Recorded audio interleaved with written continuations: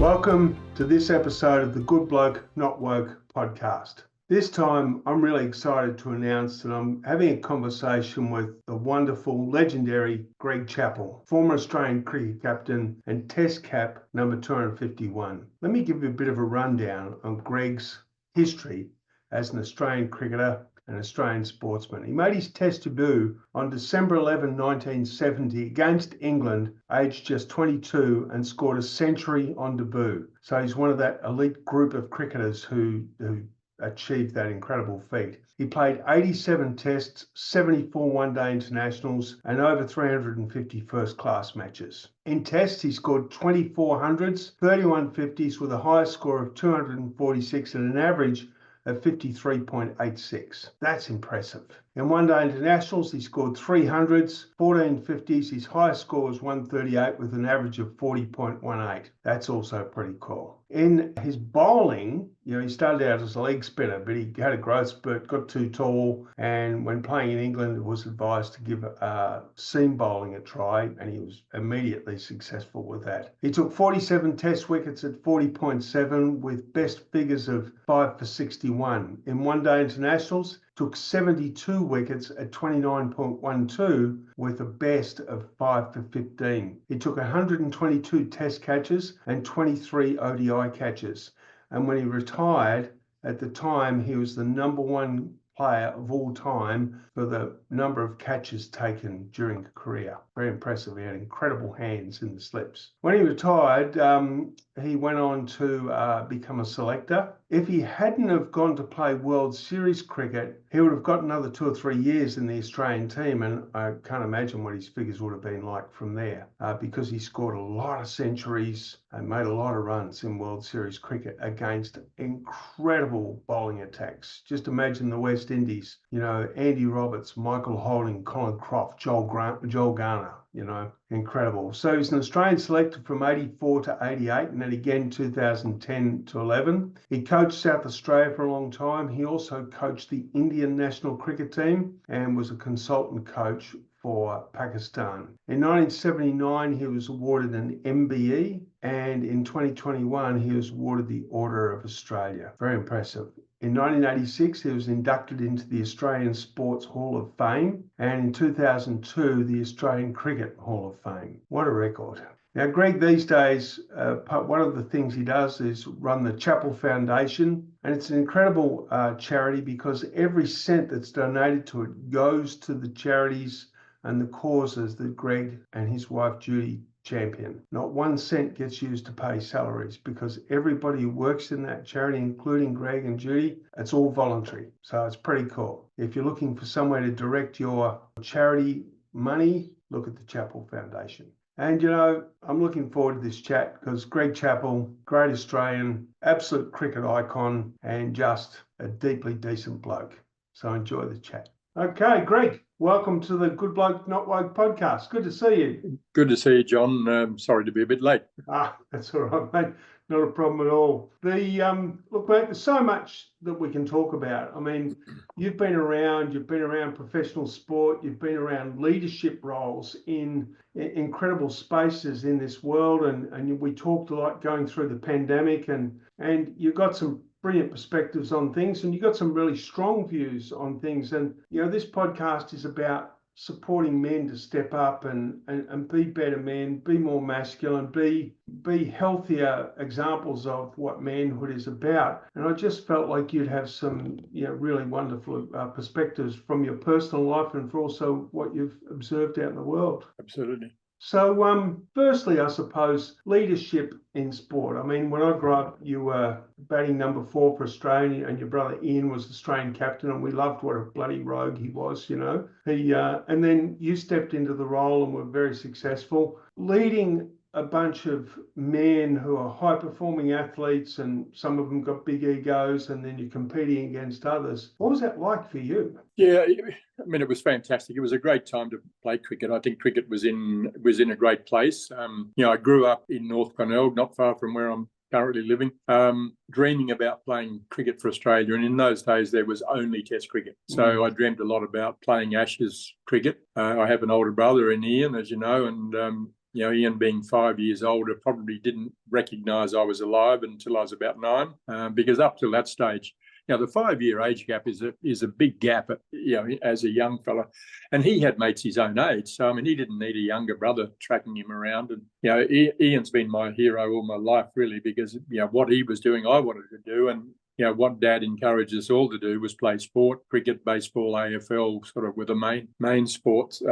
So, we played our test matches in the backyard, and they were always Ashes test matches. Sadly, Ian, as the older brother, was Australia and I had to be England. So that was a tough initiation, because whilst I didn't want to be beaten by my older brother, I didn't have my heart in winning for England. I hadn't dreamt of winning test matches for England. So that was a real conundrum, I suppose. Dad insisted that we always play properly, play seriously. That was okay, but he also insisted we play with a hard ball, and so that we would find out what a hard ball was like, how it behaved in certain conditions. What he didn't give us was any pads and gloves. So I found out what a hard ball felt like. And when I complained about no pads and no gloves, he said, "Mate, get to use the bat properly and you won't need any pads and gloves." Wow. So there was a lesson in that, and I got to use the bat properly. But what the lessons that I learned in the backyard, I didn't realise until even after I'd finished playing cricket, probably, just how important those lessons were. Just learning to compete, learning to keep up, learning to suck it up. I was losing most of the time. But one thing I did work out, I mean, we had a match referee long before cricket ever woke up to match referees. I knew that if things weren't going well, if I made enough noise, Mum would come out to see what was going on. And she'd always, side on the younger side, and I would, give him another hit. Well, I'd win the battle, but I'd lose the war once she'd gone inside. Ian doubled down and really gave me a workout. But that also was a great training for what was to come, as an adult. But the beauty of it is that, having dreamt of playing Ashes Test cricket, I got to play Ashes Test cricket. That was great, and other Test matches. But we then went through the revolution, and we came out the other side into the modern world of cricket, and so we experienced the full spectrum. So that was terrific. I think from a leadership point of view, without telling us, and maybe, well, Dad had a grand plan from an early age. That Trevor would open the batting for Australia, Ian would bat number 3, and I'd bat number 4. So he obviously had some plans in mind. I don't know whether he tried to teach us leadership, but that was a big part of the environment in which we grew up. But leadership is different for every individual. We're all individuals. We've all got our own style. We've all got our own personality. And the thing that I've learned is that everyone does it different. But there are a lot of similarities across what they do. Firstly, they lead by example. They're good communicators. They let people know, what's expected, and this is your role. You've got a role to play. And sport is great in that sense as well. And cricket was. I remember when my eldest grandson, who's now 18, was about 8-9 years of age, and he said to me, "Gramps," he said, "I don't like cricket." And I said, "Yeah, that's okay, mate. Everyone, you get to choose your own sports and the things that you love." And I knew what he was into at that moment. And I said to him, "So, okay, what do you like?" And he said, "I like chess." And I said, "Okay, what do you like about chess?" He said, I love the regimentation, that each piece has got its own role, it's got a job to do, and it can only sort of do certain things. And the strategy of how you use them decides on whether you win or lose." And I said, "Mate, that's cricket. That's exactly what cricket is. You've got 11 players on the field. They've all got different skills, and it's how you use those skills and you combine the talents of everybody decides how the outcome of the game."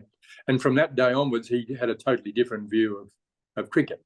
He still doesn't play cricket, but at least he sort of got a better understanding of what it was about. So the lessons that I've learned from sport, and particularly from cricket, which I think is a microcosm of life. You have good days and bad days. No matter how hard how well you prepare and how hard you try, sometimes it doesn't work, and sometimes the opposition are better than you. And so you've got to accept that, okay, I did my best, but it didn't work out. So the lessons from sport, I think, have certainly sort of formed my life and my thoughts on a lot of things. But that communication is really important. I remember having a conversation with somebody some years ago, and they were upset that things sort of weren't working, and for them personally, and maybe for the team that they were playing in. And I said, look, you're not expected to do something extraordinary. All you have to do is your job. If you get out there and do your job, that helps the team.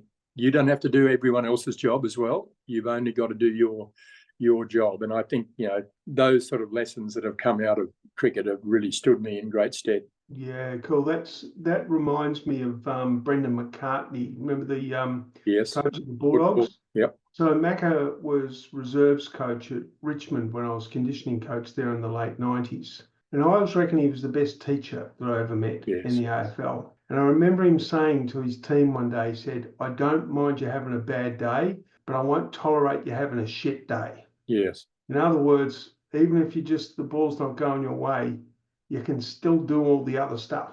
Exactly. And play your role, and so crucial. And I think it's so important. That again is where cricket is great. Partnerships.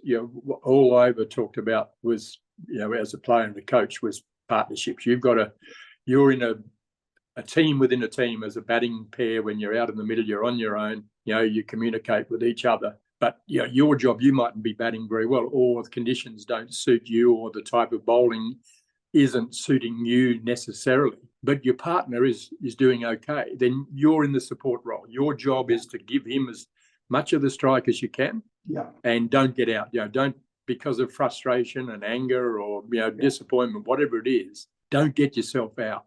Just do your job. Get down the other end. Get singles. Give him as much of the strike as possible. On another day, you're the leader, and the other fella's the support bowler.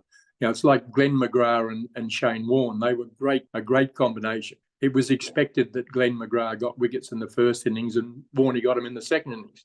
Yeah. But they both were great at supporting the other one when it was their turn. And I think that's pretty much sums up life, I reckon, is that, at times you're the leader, at times you're the supporter. Yeah, exactly. And, that's what creates great teams. I remember watching Hawthorn through 2013, 14, 15, the number of times you would see Buddy Franklin or Jared Roughhead laying a tackle in the back pocket.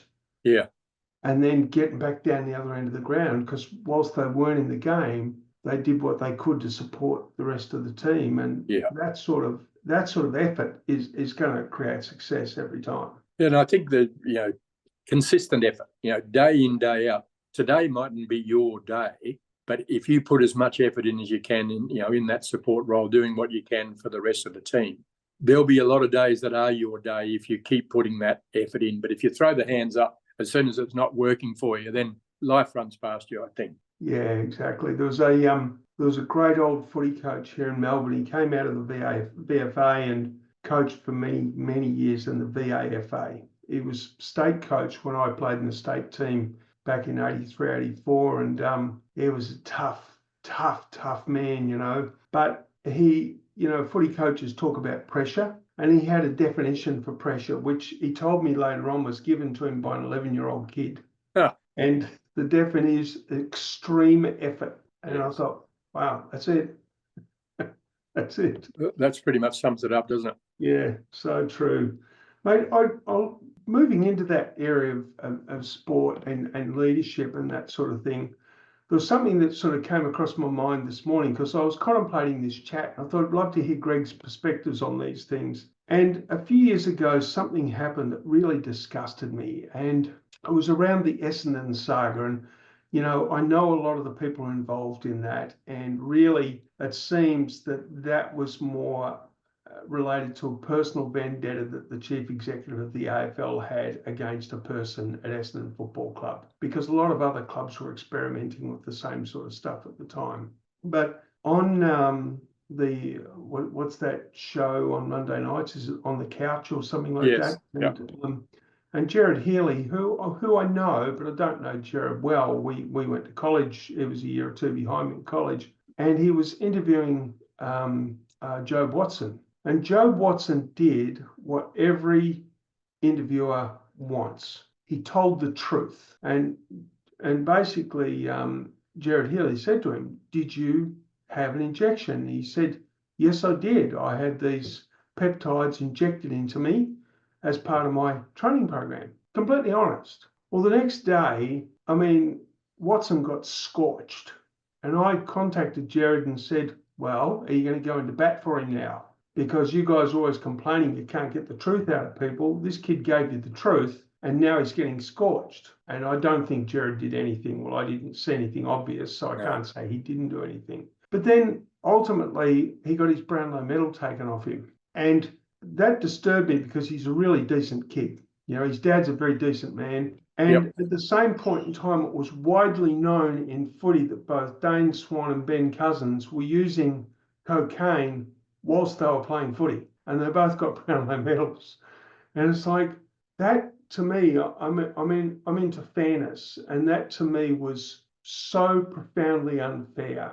And I just wonder if you ever sort of contemplated that and if you got any thoughts on it. Oh, you know how to hurt a man. I'm an Essendon supporter for a start.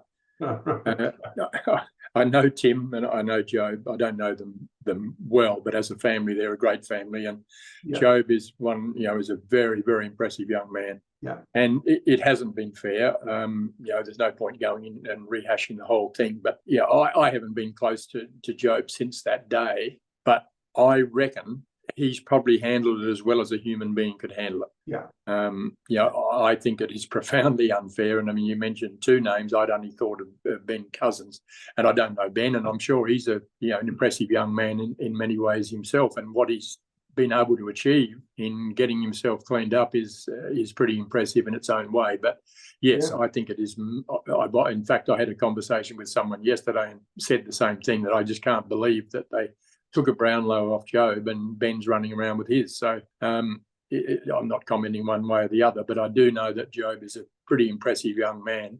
And as much as perhaps in the darkest moments in the late at night, it might cross his mind, but I bet it hasn't slowed him down in life, because I reckon he will have handled it as well as anyone can. And that's a little bit about what we were talking about before.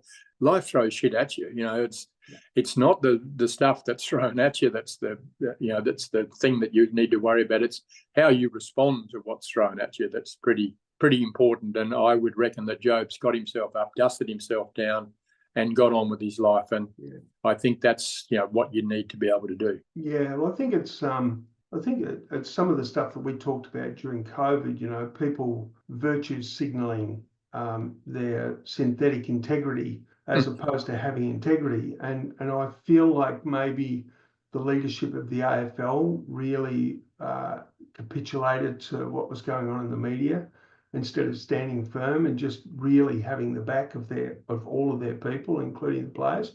But again, I don't know, but I'm certainly going to have a conversation with Andrew Dillon, who comes out of the amateurs, and talk to him about it, because it's never too late to repair that situation, No, I think so. And, it's AFL obviously is a big sport in Australia, and, it has a big influence over the community, and, community standards are, probably held to account more in the AFL world and in the sporting world generally. As I said to a group the other day, the one thing about working in sport and playing in the era that I played in, there wasn't much money in sport. We had to have a real job outside of cricket, and I'm grateful for that in so many ways, because it kept you grounded, it kept you connected to the community. I think one of the problems with professional sport is that these young men and young women that are going into professional sport, they're really in a bubble and they're disconnected from the real world. And sometimes they can get caught up too much. I read so much about mental health issues in the sporting world, just in the world generally, but particularly in sporting world. I have no doubt that there were people with mental issues playing sport when I was playing it. It perhaps wasn't quite so obvious, but I think the connection to the real world was important. And even back in the day, apart from the captain, we had to share rooms. So you weren't left on your own too often. I can remember days when, I had a bad day and things hadn't gone well, and I didn't really feel like going out. I just wanted to hibernate on my own and feel sorry for myself. And the roommate would say, "No, come on, mate, we're going out for a feed and a couple of beers. you're coming. No, I don't feel like it, mate. You're coming. Yeah. And vice versa. You did that with others, and you weren't left to your own devices, and you weren't allowed to have a pity party on your own. It's sort of, we were lucky in that regard. I mean, I was grateful as a captain to have a single room and not have to look at some of those ugly sights early in the morning of my roommates. But sometimes it got a bit lonely. You sat in the room there, and you didn't have someone to talk to and share thoughts and ideas with. And whilst we weren't, we were men, we weren't overly open with our emotions and so on, but from time to time they came out, whether you liked it or not. And it was great to have someone to bounce it off and to see that someone else had the same problems, so that you had something to, actually, life's not that bad. I mean, seems like everyone's has those moments, so I'm no different from anyone else. I'm not strange. Reminds me a bit of some material I read a few years ago, that after the First World War, there seemed to be less PTSD, not because the events weren't as bad, but because the soldiers came back to Australia on ships. Yes. They had weeks and weeks of being together on the ship with blokes who'd gone through the same stuff as they had, and they got to talk about it and share about it and realise that, it wasn't just them, it was everybody, And so they didn't sort of degrade themselves with self-criticism and those sorts of things. And self-pity, just sinking into that morass of, self-pity. Once you realise that you are, everyone else is having similar issues, and you're not the only one in the world that feels like this, you've probably got a chance. And it's interesting, like when you're following cricket, like I remember towards the end of your career, you had a period where you had a run of outs, and it happened to Steve Waugh, and remember it happening to Ricky Ponting, and the whole country hurts with it. It's like you're not on your own at that point in time. Everybody's willing that you get through that period. It's like, it's amazing. I can't believe, with all that positive energy behind you, that we could still keep failing. But anyway, it's funny, isn't it? Problem is, mate, the bowlers had positive energy behind them as well. I think, look, for anyone who plays for any length of time, you're bound to go through those periods. And again, it's not that you go through the period, but it's how you handle it. And I know in the early stages, it was a shock for me, and it was sort of, that's not not the way it's meant to be. And I've sort of managed to be able to go from the downs and get back to positive ground again fairly quickly. But it only went for a few weeks, but it felt like years. Yeah. And then you get into that anxiety spiral, and you start, instead of thinking about scoring runs, you worry about whether you will score runs. And the difference in the mindset is huge. And it wasn't.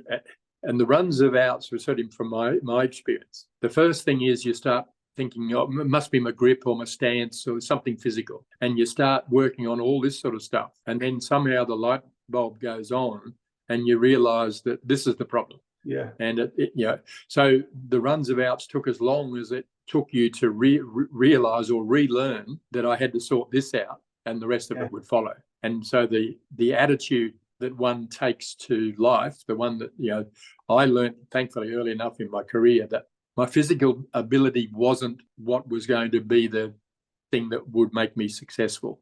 It was the attitude that I took to the game every day.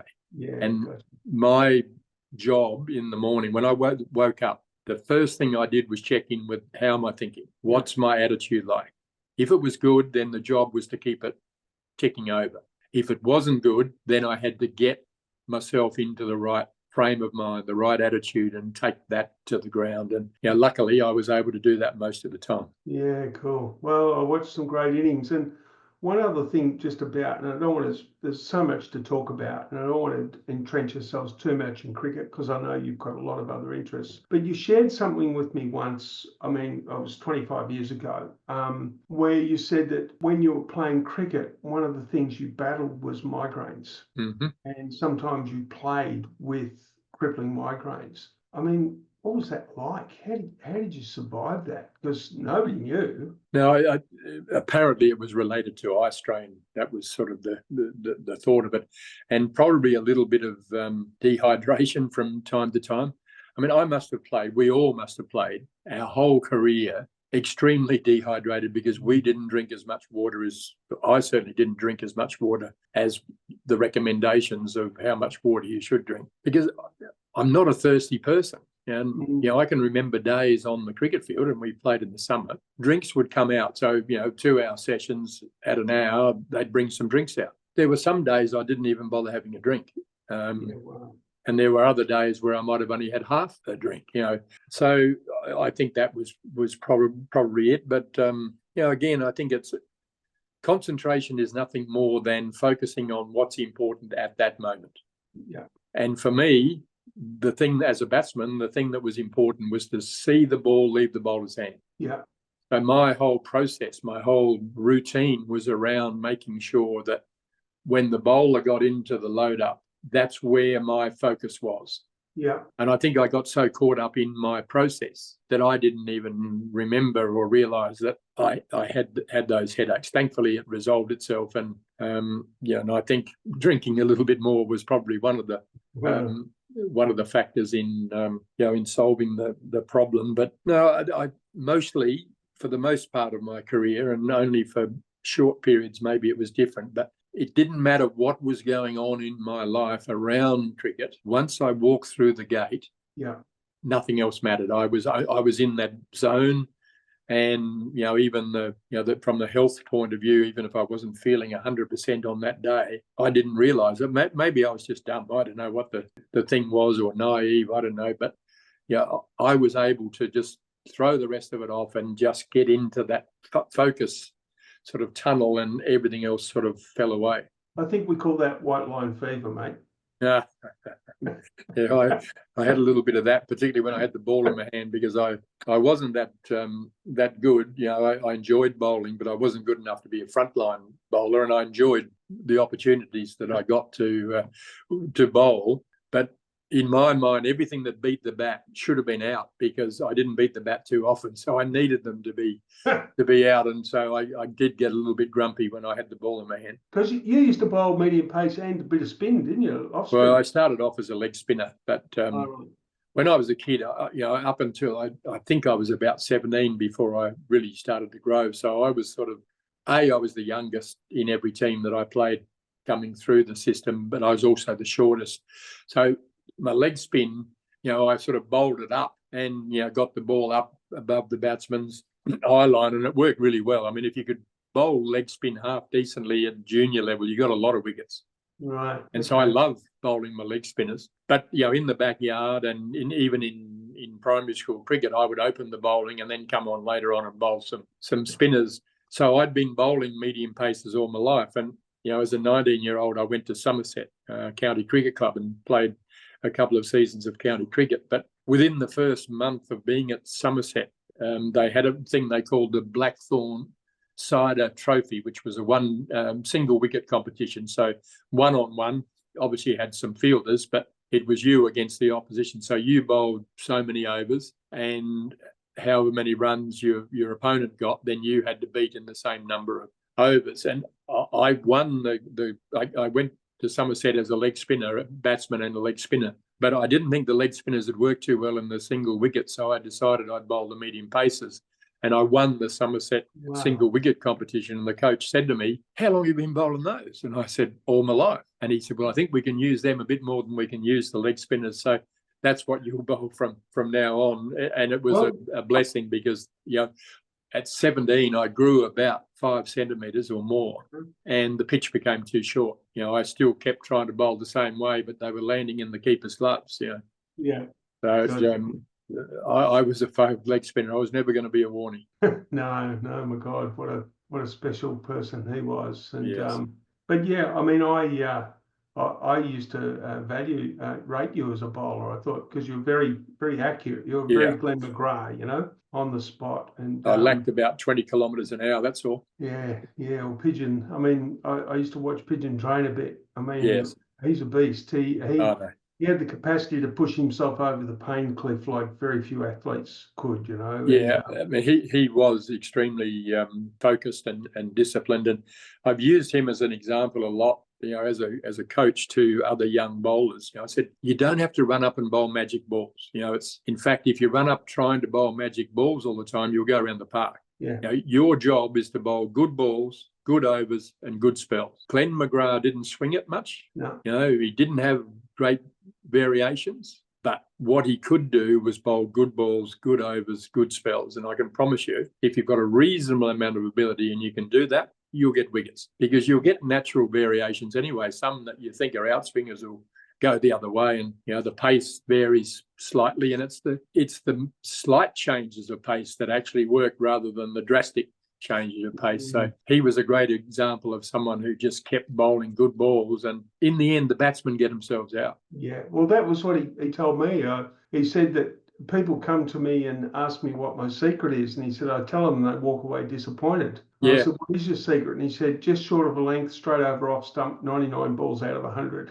Yeah, that's it. And I mean, it gets back to the sport being a microcosm of life. I mean, just keep being consistent, do your job, be diligent, learn from your experiences. That's the other thing that was is really important, is that I've seen some people, again using the sporting analogy, I've seen some people that have played for 10 years who you can see they've got 10 years of experience and knowledge that they've accrued over the time. And you see others that have played for 10 years, but they've only got 1 year's experience because they keep making the same mistakes. They're not learning from their experiences. Yeah, very interesting, isn't it? Well, one of the other things about Glenn that I really rate is that he had the wonderful Kevin Chappell in his court. I don't know whether you've ever met Kevin. No, I don't. I've heard about Kevin, but I don't know. Kevin was a left arm quick and from WA, and he's had a gym out in Penrith for years, and Glenn and Tubby Taylor and the War Twins and guys like that used to go out and train, and actually taught those guys how to train hard and how to push through the back off that comes when it starts to hurt too much. Yeah. And he said to me, Johnny, I'm going to take him to a place that is so bad that no matter how bad things get on the sporting field, it'll never be as bad as what they experienced in training, Yeah. And it makes a lot of sense. And he's a beautiful, beautiful, passionate man, Kevin. Yeah. You mentioned before that you're an Essendon fan, and I've got a couple of really good mates who I went to school with. Well, one of them's one of my closest mates, and the other one we're sort of not so close just because our lives don't mix. But we played first 18 footy at Marcelin together when I was in year 11, and they're both mad Essendon supporters. Michael Boyce is one, and Michael was a left arm quick like Kevin Chappell, and Michael's greatest sporting story was the day that he clean bowled Neil Danaher in first 11 cricket, and Neil could really bat, and the other one was Peter Hughes, who was a little back pocket player who was very feisty and always had a go, and they're both mad Essendon men. In fact, I think Peter was CEO or president or whatever of the Essendonians, the alumni. Okay. So my question is, have you ever been invited to be on the Essendon board? And if you were, would you do it? I haven't been invited. I would have loved to have been involved in that sort of, in that way. I mean, I've loved footy all my life. I played footy as a kid and loved it. Unfortunately, my body didn't like collision sports very much. I could stand there and someone could bowl as fast as they liked the cricket ball, and I felt comfortable. But people running at me and crashing into me wasn't something that was strong in my DNA. So football, wasn't the game for me. But I've always loved it, and I love watching very closely, not only Essendon, but over the years, watching the better teams and watching coaches. I've always been attracted to coaching a football team. I'd love to have been able to do that, and I love listening to coaches talking in press conferences and so on. And I knew Kevin Sheedy obviously through the years. Kevin was another failed leg spinner at Richmond. He was understudy to Jimmy Higgs, and he got a few games in the first 11 when Jim was away playing for Victoria and Australia. And it was quite funny that whenever I went to the Sports Hall of Fame dinners, Sheeds would be there, and one of the other would be coming up the elevator and up the escalator, and the other one would be at the top of the stairs. Sheeds, all he wanted to do was talk about cricket, and all I wanted to do was talk about Essendon. So we talked at cross purposes a little bit, but And I had the great privilege to go inside the Essendon change rooms from time to time. So to have been involved. Funnily enough, this year I moved back to Adelaide a couple of years ago, and I back in 98 to 2003 I coached South Australia, and one of the players, and a good young player he was, that I coached was Chris Davies, who is the football manager at Port Adelaide. Right. And we live only about a kilometre or so apart. And I was down at the shops earlier this year, and I ran into him, and he said, "Oh, what are you doing? Do you feel like doing some work?" And I said, "What sort of work have you got in mind?" And he said, "I'd love you to work, as a mentor with Ken Hinkley." And I said, "Oh," because I grew up in Adelaide, following West Adelaide, who are red and black. So that's how I finished up following Essendon. And when I was a teenager, I reckon West Adelaide and Port Adelaide played in about 6 grand finals, either in a row or in very close proximity, and Port Adelaide won 5 of them. Wow. So I couldn't even read the newspaper. Black and white was so traumatic that they played football out of Alberton Oval. And so I said to Chris, I said, "Oh, yeah, that sounds interesting, as long as I don't have to come down to Alberton." And he said, "Oh, well," he said, "that might be a bit difficult." And I was only joking, obviously, but I actually worked with Ken this year, and I really enjoyed it. Wow. Getting in behind the scenes and seeing how a football club works. And it's not that different from cricket, very different games, obviously, but the thought process of the coaching, the whole thing is very much like that. But they just wanted somebody from outside the bubble for Ken to be able to just, share some ideas with and so on. And funny enough, when Malcolm Blight went to coach Geelong, I started, being interested in the Geelong Footy Club, and Ken was playing at that stage. And I really enjoyed the way Ken played. And I've followed him as a coach, as I do with all the football coaches, watched their press conferences. And I've always been impressed with how he spoke at press conferences and how he handled the different aspects of things that were thrown at him. So whilst I had met him before, I didn't know him well. But it was a wonderful experience. I enjoyed it. I hope Ken got something out of it. Yeah, wow, that's pretty cool. That's a great story. I mean, and I suppose on that note, there's one bloke who's floating around in the system who I believe should still have a senior coaching role somewhere, but for some reason he seems to be, on the nose in some way to some people. But I think he's just a wonderful bloke and a deeply decent human being. Is Jocko, Mark Williams. Yes. And I wonder, you ever contemplated that, why clubs aren't picking someone like him up? Because he's such a great teacher, and he's passionate, and he doesn't mess with the small stuff. He gets right to what's needed.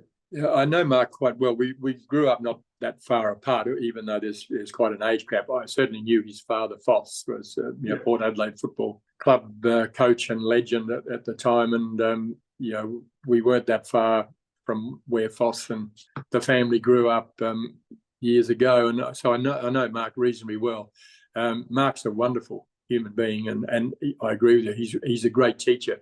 And maybe he's actually in the best role for him, where he's an assistant coach and a development coach. And, I know a lot of the players, I've met a lot of the players that have, he's been their mentor, either as a head coach or a development coach, and they love him. They all speak very highly of him, and the whole Williams family, they're all great teachers. And I think that, probably came from Foss, where Foss got his, teaching experience from, but they're all great teachers, and Jocko's no different. Yeah, no, he's a good man. He's a good man. I'd love to see him back at it. But you're probably right, because I know I used to drink coffee in the mornings at a coffee called Jerry's in Elwood, because it was just around the corner, and often he'd be in there sitting there with Dusty, because he was mentoring Dusty through his career. And I think a lot of credit goes to Mark to helping Dusty develop his own stability and his own confidence in himself to rise to who he became, and you can never devalue the roles of look, the role of a mentor in your life is so important. I mean, okay, we were lucky with our father, but there were other people along the way that were wonderful mentors. We had a fellow called Chester Bennett, who was our schoolboy coach, and I just think back, and I can think of a dozen examples of little things, just things he said or things he didn't say. Yeah. There were times when you expected him to blow up and, he'd just give you a quiet word. And I don't know that anyone ever gets better from being berated. I don't think, back in the day, maybe, football coaches particularly, there was a fair bit of berating that went on, but you got to do a lot of loving as well. You can't be just smashing someone all the time and think that's going to make them better. There are times when you need to be soft. There are times when you need to be hard. But that the role of the mentor in our lives is so important. And I think for young men, a male mentor outside of the family environment is really important. Yeah. And that's where I think the cricket club and the local footy club are so crucial, because sometimes that's where those mentors exist. Absolutely. Yeah. Wow. When I look back on my childhood, particularly, the cricket club and the baseball club. Baseball was a winter sport in those days. There were half a dozen blokes between the cricket club and the baseball club who they probably had no defined role, but their role was just to keep an eye on young fellas and just point them in the right direction occasionally, spin them around and turn them back to the right way. And they were so important. Those sporting clubs in the day, they were like community centres. Yeah. And there's no reason why they can't be now. And no, I think that's an important role for them. Yeah, you bet. I always remember Paul Roos telling me that when he was a kid and he and Gary Pert started playing at Fitzroy, they went away on an end-of-season trip at the end of their first season. And he said Michael Conlon and Laurie Serafini didn't go to bed at night until they knew that Roosie and Purdy were in bed. He said, they took care of us, And it's really cool because I've got Mickey Conlon coming on the podcast next week. Good. So Mick is, I don't know whether you know Mick, but oh my God, just a brilliant human being he is, Yeah, look, I think it's some of the best sportsmen were little bits of rebels in their early lives. And I think you've got to push the limits a little bit. Mm-hmm. But that's why you need those guys around who just make sure you don't go over the limit and just keep you bubbling away and allow you to bring that creativity and energy out, but not go over the top. Yeah, I agree with you. Mate, I've got one more topic I'd love to have a chat to you with. And I mean, like we could talk for hours, and maybe we will have another chat at some point around what happened during COVID and that sort of stuff. But probably from a bigger picture, one of your great competitors was Imran Khan. And I loved watching Imran Khan play cricket. My God, that guy was something else. He and Wasim Akram, just extraordinary cricketers, and we loved what they brought. And they followed on from the other great Pakistani cricketers that came before them. And then Imran, a good-looking guy, he sort of stepped into society a bit, and then that leadership part of him stepped up. And you had a conversation with him after he stepped into politics. And I was interested in that because you shared some things with me, which I'd love you to share now. And then also you spoke with him after he became Prime Minister of Pakistan. And obviously there's a lot going on there. And I really feel for the guy right now. But I'd love to get your perspectives on that, because I reckon a lot of people just read the paper and they take for granted what's written in the paper, but they don't really understand what's really happening. Yeah, certainly Imran opened my eyes to a lot of things, especially the reverse swing that he sort of introduced to Test cricket. I mean, it was quite remarkable that the ball could be going gun barrel straight around the 30 over mark or thereabouts, and then all of a sudden, whoosh, it has started reverse swinging. And Imran was a great proponent of and exponent of reverse swing. And so I had a lot of battles with him on the cricket field. He was one of the great all-rounders that I played against over the years. A great competitor, but a lovely human being. And we had some great contests, but with most teams, the most fun was at the end of the day going and sitting down and having a beer with them. and having a chat and learning. You're learning more about them as people, and picking up information from them about cricket that was very good. We didn't do that with Pakistan, obviously. I mean, they didn't. Alcohol wasn't part of their regime, so we didn't get to do that quite so much with them. So whilst we had some great battles on the field, I didn't get to know him that well around the playing days. But there was always a mutual respect about what we did. So I was working in Pakistan in 2004. I was coaching at the National Cricket Academy in Lahore, and I managed to make contact through a mutual friend with Imran, and we caught up for dinner with some other people. And at that stage, he was just starting his political career. And I said to him, "Mate, what are you doing?" And he said, "Greg, I want Pakistan to be the country it can be. I'm frustrated by the fact that we've got these elements that get involved in politics that just rip the country off." And he said what started it for him was when they won the World Cup in '93 in Australia. He went back to Pakistan and he took the World Cup and he took it all around Pakistan and he showed it to the people. He wanted them to see that this was their World Cup. It wasn't his World Cup or even the team's World Cup, but this was Pakistan's World Cup. And we've done something on the world stage, that we can be proud of. And he told me, and I've subsequently seen the video that they took of his tour around Pakistan. And it was quite disturbing in that the message that he picked up from that was that he said America, but it was really the world and the world's elite that had ripped off Pakistan. Yeah. The World Bank basically lent the Pakistani farmers into poverty. They came and said, we can help you to improve your farming. We'll give you some money. You can develop this and that. But by the way, we need you to pay us back in US dollars. So it's no good growing the crops that you grow for Pakistan and earning rupees.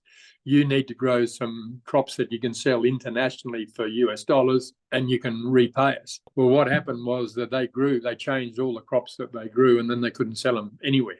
Wow. And so they all basically went broke. And of course, in the meantime, all their local markets were stolen by, again, the elites that pretty much took over the country. So by the end of that conversation, I was thinking, well, if I lived in Pakistan, I would hate the world elites as well. Yeah. So I didn't think any more of it until 2006. I was back in Pakistan coaching India, and I caught up with Imran again in Lahore. And by that stage, he just missed out on being elected to Parliament.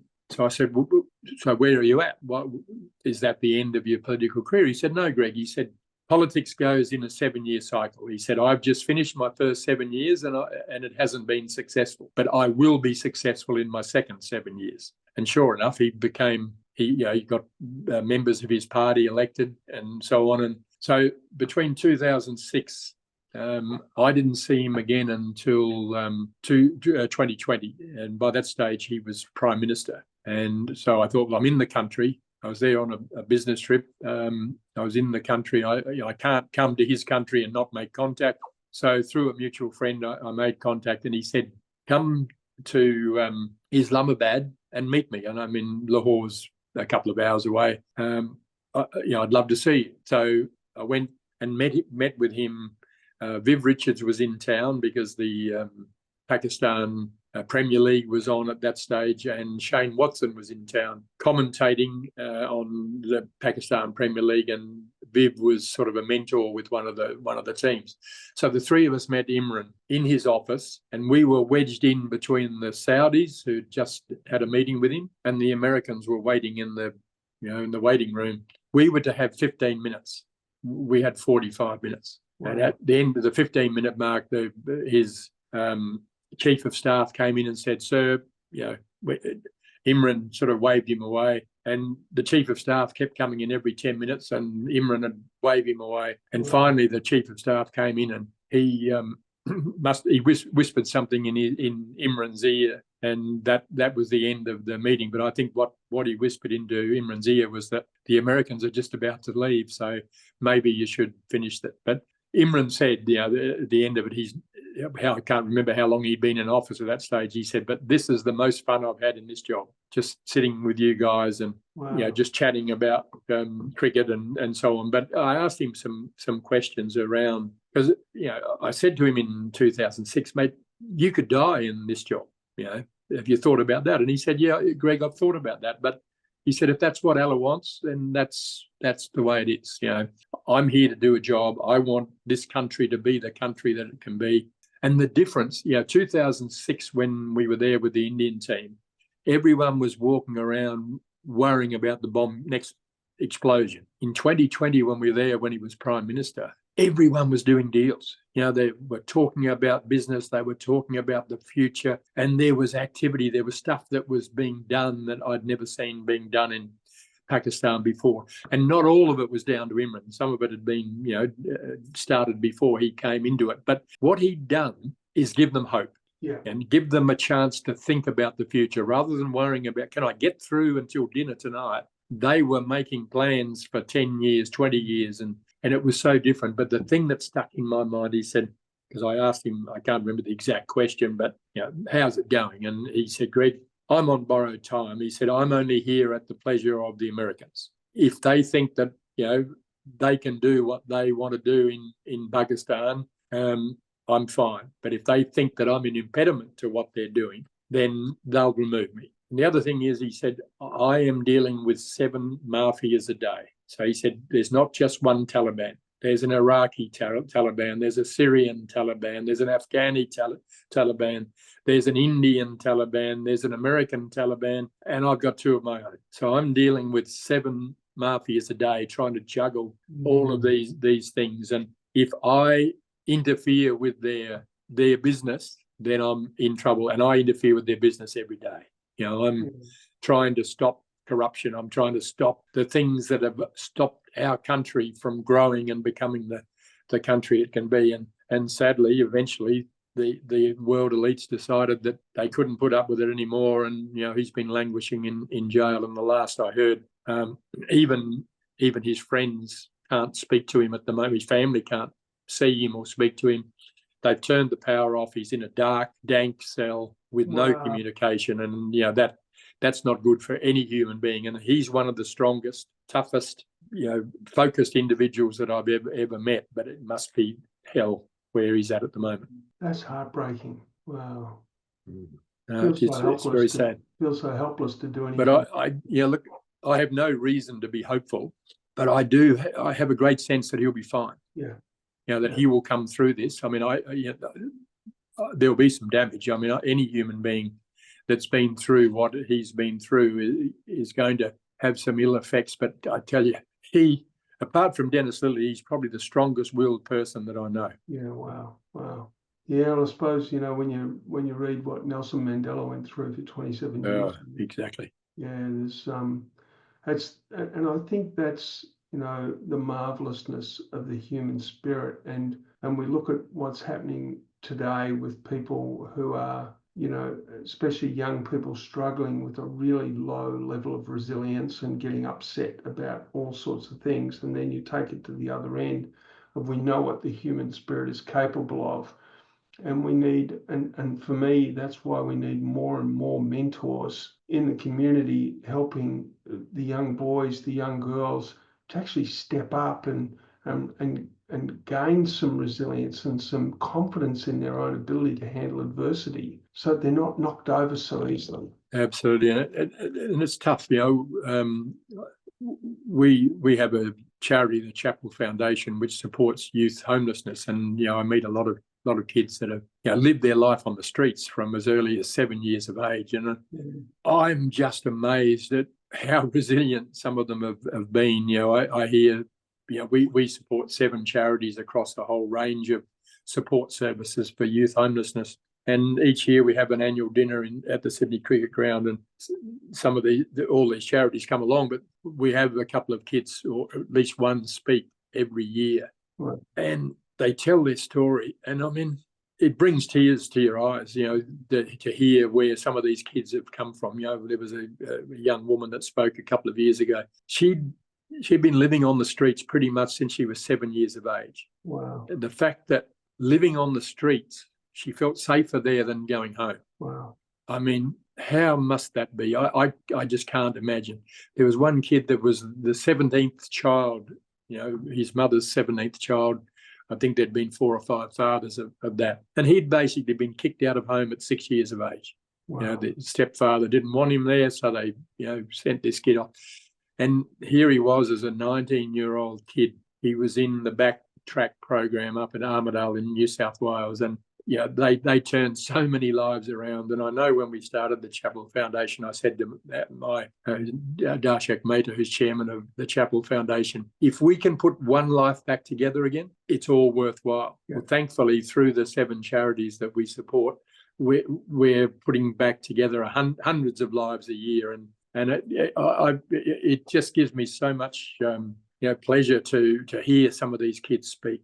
And the young woman who was living on the streets from 7 years of age, pretty much, was just about to finish. She'd passed her nursing degree, and she was now just about to pass another layer on top of that. Mm. And she was, and she spoke beautifully. You would have thought that she came from the best home, that she had all of the good things in life. She was so resilient. She had been so successful. I was sitting next to John Singleton, and John's a little bit older than me, and he's a pretty tough nut. And there were 400 odd people in the room. There wasn't a dry eye in the room. Wow. And John just leaned over and he grabbed my arm and he said, "Just find out for me, is there anything she needs?" Wow. And I spoke to the guys that Stepping Stone, that whose program she'd come through, and they said, yes, she needs a car because she needs to be able to get from lectures to hospitals to, be able to do what she does. And she hasn't got a car. So John bought her a car, and it was just, and he didn't want any acknowledgement for it. It was just, this is such a good story. How can we help her get to the next stage? And I feel so blessed. I mean, ours was a simple home. We certainly weren't rich by any means, but we didn't want for anything. Yeah. And these kids have been smashed from the time that they're pretty much born. One of the kids, the child's mother had died in childbirth, and this kid's father had called him a killer, a murderer from day one. Wow. Can you imagine what that must do to a child's psyche? And well, I mean, playing cricket was easy, I can tell you. Yeah, man. Yeah, we have had it good, haven't we? But I think, having some awareness, I mean, thank you for sharing those stories, because people listening to this, it'll touch them. And one of the questions I do want to ask you before we round this up is, how do people donate to your charity? Oh, go online to the chappellfoundation.com, thechappellfoundation.com. Yeah. That's the best way that people can support us, is just donate some money. 7 years we've been going. We've raised and donated about $5 million in that time, because we're a volunteer charity. We don't have any wages. We don't have any overheads. We don't have an office or anything like that. So pretty much every dollar we raise goes to the cause of the 7 charities that we support, and each one of them does a slightly different thing, has a slightly different services, either a halfway home or counselling services, whatever is needed. So we'd love anyone out there that's listening. If you feel inclined, go to the chappellfoundation.com and donate a few dollars. It'll go a long way. $20 can make a big difference to the life of some of these kids. Well, it's so interesting, because I often hear my friends talk about donating monies to charity and where's the money actually going, how much of it's making it to the people who need it. So it's really refreshing to hear that you run a charity where pretty much everything that gets donated gets sent to the people who need it. So we'll certainly, I'll put a link into the show notes. So Greg, final question that I ask everybody: when you're growing up, and you might have already mentioned him, who was a man or an adult that sort of really, that you looked to and you thought, man, that's the type of person I'd like to be? Again, because our life was pretty much revolved around sport, and cricket was a big part of it.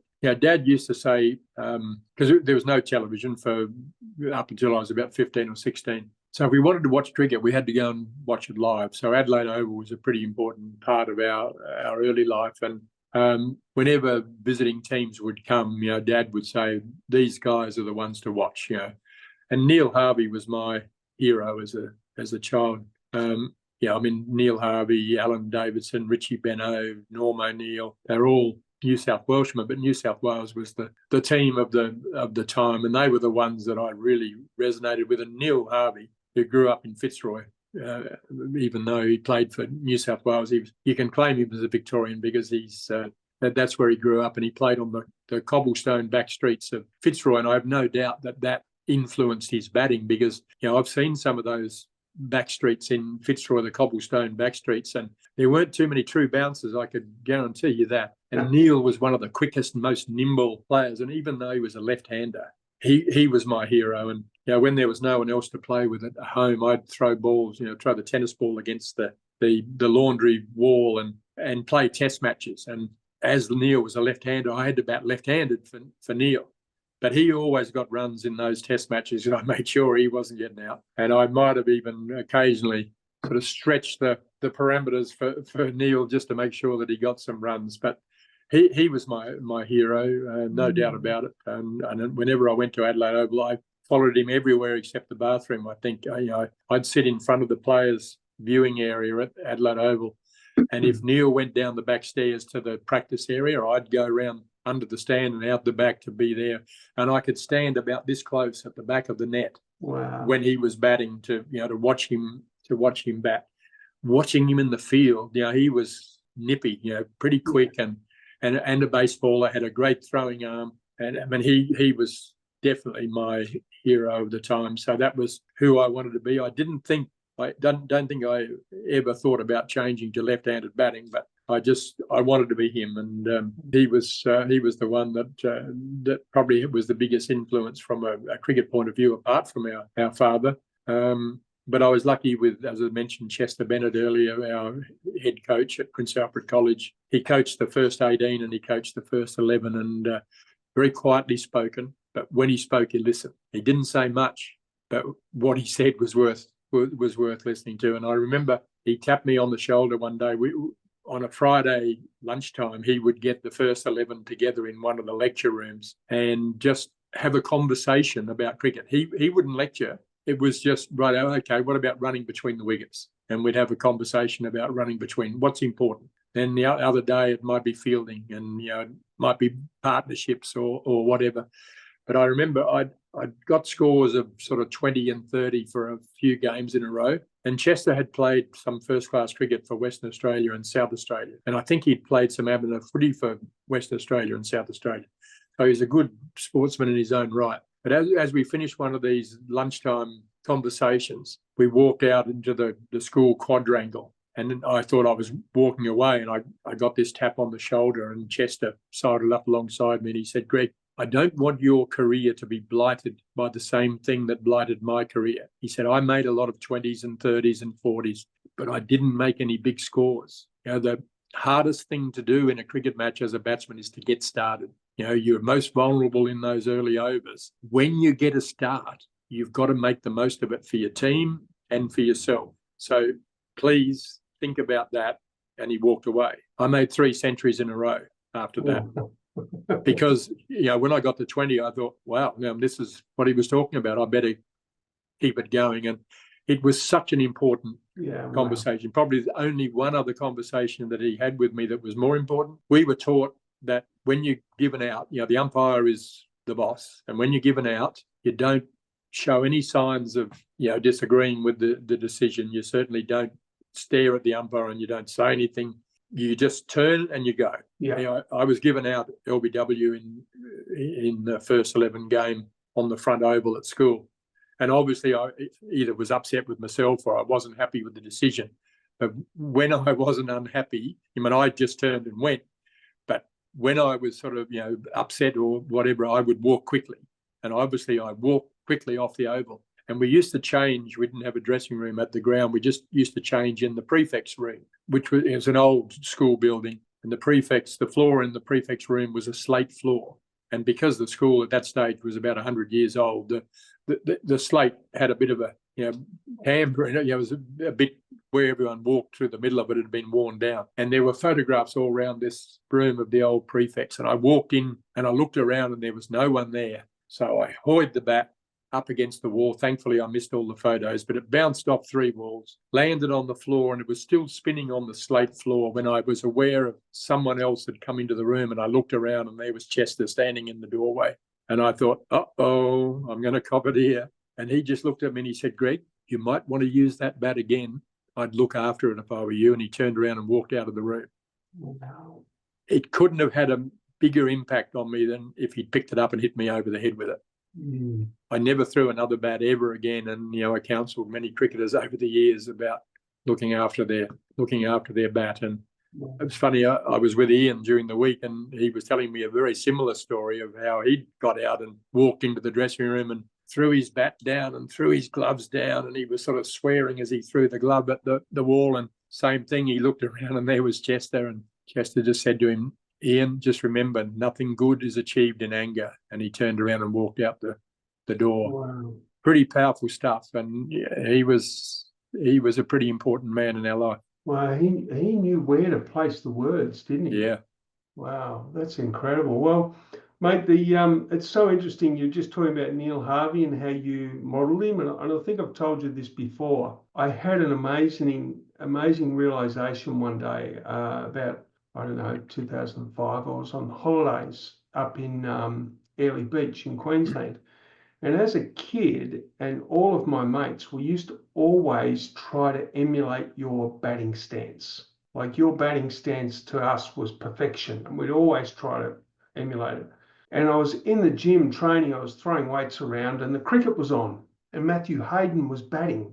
And there was a point there where I was sitting there facing a mirror lifting weights, so I was looking at the TV in the mirror. So in that image, Matthew Hayden was a right-hander. And I thought, holy shit, that's Greg Chappell. Yeah. Like the stance was like identical. And I've always thought that left-handers look a bit vulnerable, a bit open, mostly because right-hand bowlers. But yes. I thought, wow, so maybe Matty Hayden was watching you too. He might have been. I think he spent more time in the gym than I did. He's a beast, isn't he? Oh, geez. He's a big, strong boy. Because they say that when he hit it, it stayed hit. Oh, yeah. And what a player and what an impact he has had. He changed cricket. Yeah. Look, I think that the helmet changed cricket. All of a sudden you could do things that you'd never think about without a helmet. Walking down the wicket to fast bowlers wasn't something that I considered because I was close enough to him. I didn't need to get any closer. Yes. Oh, it's beautiful, Greg. Well, it's been such a pleasure, mate. Really just such an honour to have you on the podcast. I'm sure a lot of people will get a lot of pleasure, and we'll certainly make sure that people take notice of the Chappell Foundation. If they've got a few dollars to spare, they can make a contribution. And I look forward to catching up with you for a coffee when I'm in Adelaide next. Good on you, John. Thanks, mate. I enjoyed the chat. Thanks, mate. And to everybody out there, remember, when you're out there in the world, be the adult that you needed when you were a kid and you were frightened or you needed support. Thanks a lot.